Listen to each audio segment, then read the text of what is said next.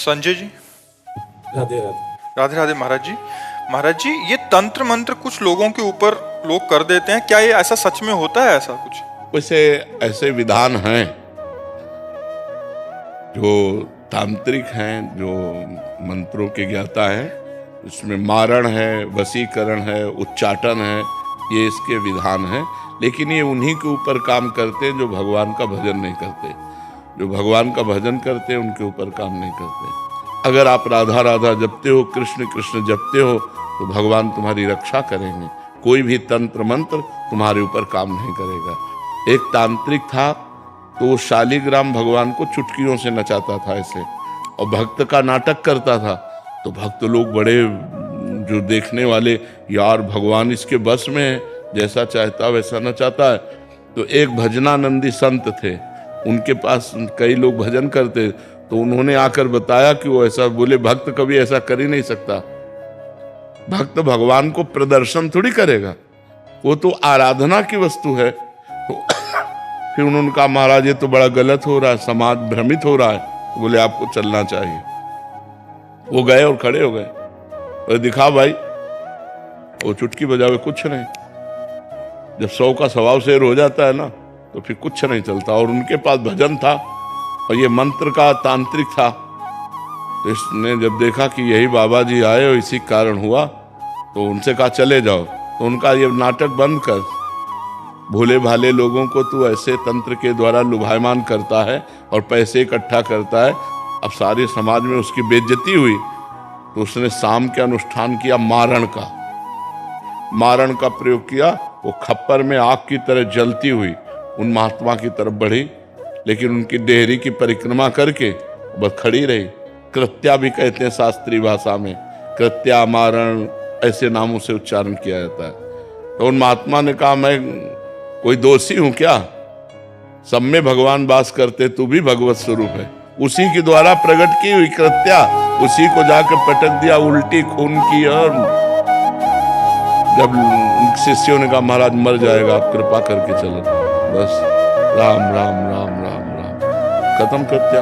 सब अंतर ध्यान हो गए। तो उनका बेटा, अब समझ जा, कान पकड़ा, उस शिष्य बन गए, महात्मा को ईमानदारी से भजन करने लगे।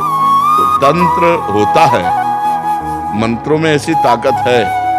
मारण, वशीकरण, उच्चाटन, ये सब हो सकता है, लेकिन ये उन्हीं के ऊपर होता है जो भगवान का नाम जप नहीं करते। अगर नाम जप कर रहे हो तो तुम्हारे ऊपर मारण, वशीकरण, उच्चाटन ये सब कुछ नहीं होगा। भगवान के नाम में अपार सामर्थ्य है। राक्षस लोग बड़े मायावी थे, लेकिन राम राम जपने वाले विभीषण के ऊपर कौन सी माया थी? हनुमान जी के ऊपर कौन सी माया उन्होंने डाल दी? कुछ नहीं कर पाए। सिया जी के ऊपर कौन सी माया डाल दी? जो भगवान में चित्त जोड़े हुए हैं उनके ऊपर माया का कोई प्रभाव नहीं पड़ता है। ये तंत्र मंत्र तो बहुत छोटी सी बात है। एक बड़ा तांत्रिक था, वो सन्यासियों को परेशान करता था। तो धर्म सम्राट करपात्री जी उनके पास गए और कहा, नारायण नारायण नारायण, और कहा जितनी तेरे में ताकत हो अब लगा तंत्र की। चरणों में गिर गया था। बोले आपके ऊपर हमारा तंत्र कोई काम नहीं करेगा। जहाँ नारायण नाम है, राम नाम है, कृष्ण नाम है, राधा नाम है, हरि नाम है, जहाँ पाप करने वाले लोग हैं उन्हीं के ऊपर उनका प्रभाव पड़ता है। ऐसा है कि तुम्हारे ऊपर अगर तंत्र कर दिया जाए तो तुम परेशान हो जाओगे।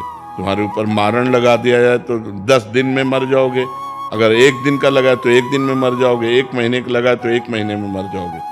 ऐसे हैं, मंत्रों का प्रभाव है, पर वो अच्छे से अनुष्ठान करेगा तब आपके ऊपर प्रभाव पड़ेगा। महाराज जी, जिनके ऊपर ऐसा हो गया है, उनके परिवार वालों को लगता है कि इसके ऊपर हो गया, तो अब वो क्या करें? भगवान का नाम कीर्तन घर में करवावें और भगवान की कथा, भगवान का नाम जप करें, सब ठीक हो जाएगा। को अलग से संकल्प करना पड़ेगा या ऐसे ही हो जाएगा? ऐसे ही शुरू कर दे। ऐसे 1 घंटा नाम कीर्तन करवावे, नाम जप करे, भगवान की कथा, भगवान शालिग्राम विराजमान कर ले। घर में नाम कीर्तन जिसमें होता है, नाम संकीर्तनम यस्य सर्व पाप प्रणाशनम, 1 घंटा नाम कीर्तन करे, कोई भी अमंगल नहीं है। महाराज जी, अभी एक कोई जने आए थे, वो कह रहे थे कि इन पे ऐसा हो गया, तो हमने यही उपदेश दिया कि नाम, कह रहे कि नाम इनसे होता नहीं है नाम जब, और एक नाम सुनते हैं तो फिर बहुत विकल हो जाते हैं ये। मतलब जिन पे ऐसा हुआ है महाराज, हाँ। वो सुनना भी नहीं चाहते जिसके ऊपर नहीं तो फिर यही तो दुर्गति है, यही तो दुर्गति है। तो मतलब उनको बिठा के ऐसा हाँ, बिठा के जबरदस्ती सुनाना चाहिए, निश्चित खत्म हो। उनको कह रहा है कि इनको कष्ट होता है कि जब नाम हाँ, कष्ट क्योंकि वो मंत्र का प्रभाव है इसलिए उसके ऊपर है।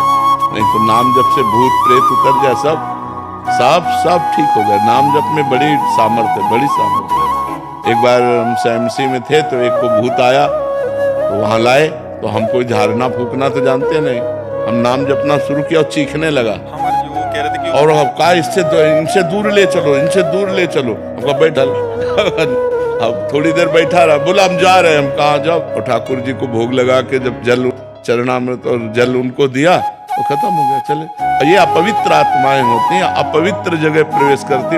हम स्मशान में घूमे, कभी हमें भूत प्रेत कहीं कुछ नहीं। गंगा किनारे 20 साल रहे, गंगा किनारे ही रहे, कभी कोई ऐसा नहीं। तो नाम जप करो भगवान के नाम में, बड़े भूत पिशाच निकट नहीं आवे।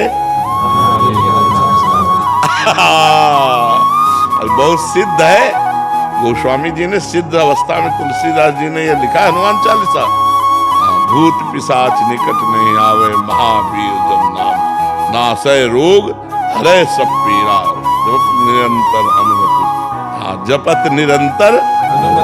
हाँ, ये बात समझ लेंगे। महाराज जी, ज्योतिषी में विश्वास करना चाहिए? ज्योतिष शास्त्र है। परीक्षित जी जन्म लिए थे तो जन्म से लेकर मृत्यु तक का निकाल दिया था उन्होंने। इनको तक्षक सर्प काटेगा, पूरा मृत्यु तक निकाल दिया था। पर ज्योतिष शास्त्र का ज्ञान हो तो ज्योतिष शास्त्र सत्य है, क्योंकि ज्योतिष शास्त्र है, कोई उसमें ऐसा नहीं। पर ज्योतिष शास्त्र का सत्य ज्ञान होना चाहिए। मतलब किसी को गलत उपदेश दे करके और उसको भयावह परिस्थिति में करके अर्थ लेने की वासना ना हो, और ज्योतिष शास्त्र का ज्ञान हो तो सही सटीक जन्म से मरण तक का हिसाब बता देगा। जन्म से मरण तक? हाँ, जन्म तक जिससे मरण तक का हिसाब बता देगा। ज्योतिष शास्त्र सत्य है, इसमें कोई संशय नहीं। पर ये सिद्ध होना चाहिए, मतलब उसको उसका परिपक्व ज्ञान होना चाहिए। ज्योतिष शास्त्र ऐसे ऐसे विचार करने वाले, जैसे तुम्हारी भैंस खो गई, अब आपका विचार किए तो आपको बता देंगे कि आपके गांव में दक्षिण कोने में 3 घर के बाद वो बंधी हुई है, तो चले जाओ, उठा खोल लो।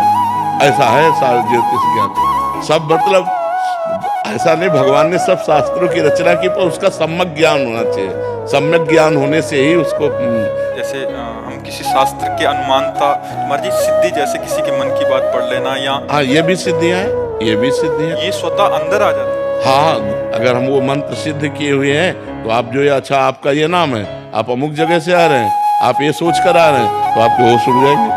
पर इन सब सिद्धियों को प्राप्त करने वाला भगवान को नहीं प्राप्त कर सकता। इसलिए कभी भगवान को प्राप्त करने वाले में आप कोई सिद्धि नहीं देखेंगे। ये सब शांत एकदम साधारण पुरुष, वो सब रिद्धि सिद्धि पेरे बहुआई, बुद्धि लोभ दिखावे भाई, होए बुद्धि जो परम सयानी, चिंतन चितई न अनहित जानी। वो अनहित कर देंगे, वो भगवत प्राप्ति नहीं होने देंगी। इसीलिए जो सिद्ध संत होते हैं वो भगवान के प्रेम में डूबते हैं, इन सिद्धियों के चक्कर में नहीं पड़ते।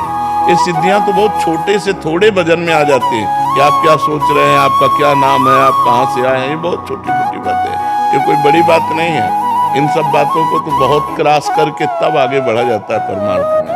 अगर इसको स्वीकार कर ले तो फिर भगवान के दर्शन और भगवान का प्रेम नहीं मिलता। तो ये जीवन भगवान के दर्शन के लिए कि तुम्हारे मन की बात जानने के लिए? अपने मन की बात जान करके तो जिंदगी बर्बाद हो रही है, औरों के मन की बात जान करके इतना बोझा कौन लोग ढोए। महाराज जी, और भी सिद्धियां होती हैं? बहुत सिद्धियां होती हैं। महाराज जी, आपने बताया था कि जल पे चलना।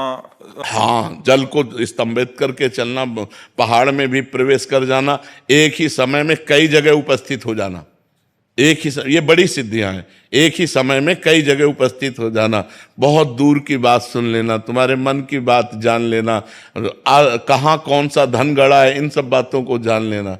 तो है तो सब मायाकृत ही, परमात्मा कृत थोड़ी है। ऐसे किया और रुपए के सिक्के चांदी के गिर रहे हैं, ढेर के ढेर, ये सबने देखे सिद्धियां। ऐसे कर दिया और पूछा तुमसे कि कौन सी सुगंध चाहिए, मान लो आपने कहा केवड़ा, ऐसे कर दिया पूरा वातावरण केवड़ा का, बिना छिड़के। तुरंत दूसरे ने कहा हमको मोगरा, तो मोगरा। ऐसी सिद्धियां बहुत सी हमने देखे संतों की सिद्धियां। पर